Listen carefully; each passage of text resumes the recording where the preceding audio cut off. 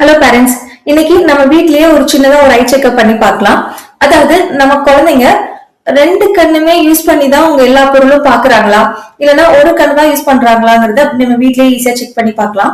So இதுக்கு நான் இப்போ ஒரு பென் எடுத்திருக்கேன், வித் கேப்போட எடுத்திருக்கேன். இப்போ இது ரெண்டுமே நம்ம ஜாயின் பண்ணணும். இப்படி குழந்தைங்களால ஈஸியா ஜாயின் பண்ண முடிஞ்சிச்சு, இப்படி ரெண்டு கண்ணால பாக்குறப்போ அவங்களை ஈஸியா ஜாயின் பண்ண முடிஞ்சிச்சு அப்படின்னா அவங்க ரெண்டு கண்ணை தான் யூஸ் பண்ணி பாக்குறாங்கன்னு மீனிங். இப்போ ஃபார் எக்ஸாம்பிள் ஒரு ஐ க்ளோஸ் பண்ணி உங்களுக்கு காமிச்சு கொடுக்குறேன்.